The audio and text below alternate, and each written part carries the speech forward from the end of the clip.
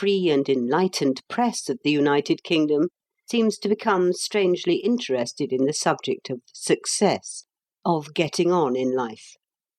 We are passing through such a period now.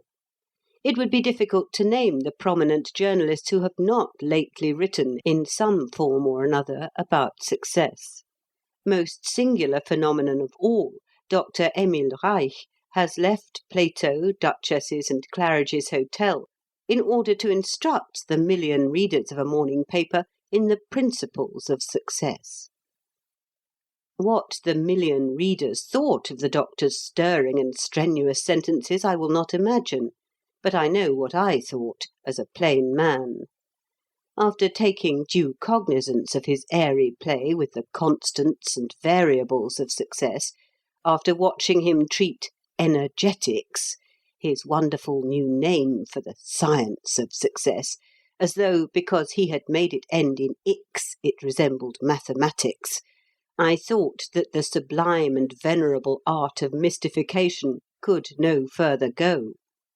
If my fellow pilgrim through this vale of woe, the average young man who arrives at Waterloo at 9:40 every morning with a cigarette in his mouth and a second-class season over his heart, and vague aspirations in his soul, was half as mystified as I was, he has probably ere this decided that the science of success has all the disadvantages of algebra without any of the advantages of cricket, and that he may as well leave it alone, lest evil should befall him. On the off chance that he has come as yet to no decision about the science of success, I am determined to deal with the subject in a disturbingly candid manner. I feel that it is as dangerous to tell the truth about success as it is to tell the truth about the United States. But being thoroughly accustomed to the whistle of bullets round my head, I will nevertheless try. Most writers on success are, through sheer goodness of heart, wickedly disingenuous. For the basis of their argument is that nearly any one who gives his mind to it can achieve success. This is, to put it briefly, untrue. The very central idea of success is separation from the multitude of plain men. It is perhaps the only idea common to all the various sorts of success, differentiation from the crowd. To address the population at large and tell it how to separate itself from itself is merely silly. I am now, of course, using the word success in its ordinary sense. If human nature were more perfect than it is, success in life would mean an intimate knowledge of oneself and the achievement of a philosophic inward calm, and such a goal might well be reached by the majority of mortals. But to us success signifies something else. It may be divided into 4 branches. 1. Distinction in pure or applied science.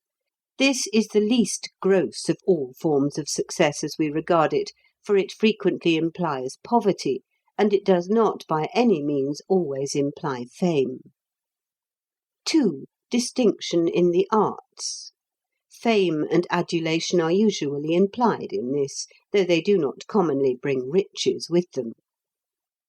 3. Direct influence and power over the material lives of other men, that is to say, distinction in politics, national or local. 4. Success in amassing money.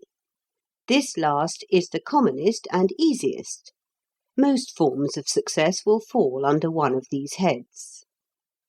Are they possible to that renowned and much flattered person, the man in the street?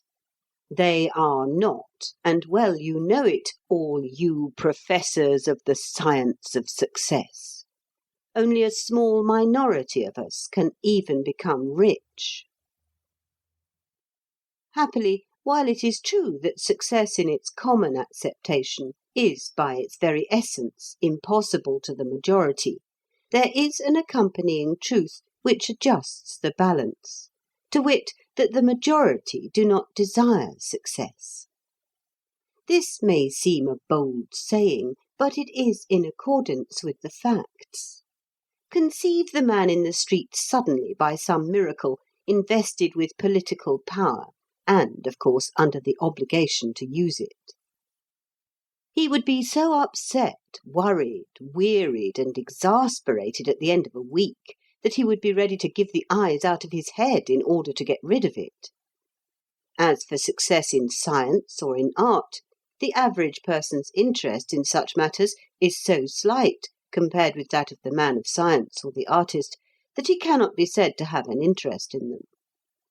And supposing that distinction in them were thrust upon him, he would rapidly lose that distinction by simple indifference and neglect. The average person certainly wants some money, and the average person does not usually rest until he has got as much as is needed for the satisfaction of his instinctive needs. He will move the heaven and earth of his environment to earn sufficient money for marriage in the station to which he has been accustomed, and precisely at that point his genuine desire for money will cease to be active. The average man has this in common with the most exceptional genius, that his career in its main contours is governed by his instincts. The average man flourishes and finds his ease in an atmosphere of peaceful routine. Men destined for success flourish and find their ease in an atmosphere of collision and disturbance. The two temperaments are diverse. Naturally, the average man dreams vaguely upon occasion. He dreams how nice it would be to be famous and rich. We all dream vaguely upon such things. But to dream vaguely is not to desire. I often tell myself that I would give anything to be the equal of Cinquevalli, the juggler, or to be the captain of the largest Atlantic liner. But the reflective part of me tells me that my yearning to emulate these astonishing personages is not a genuine desire, and that its realization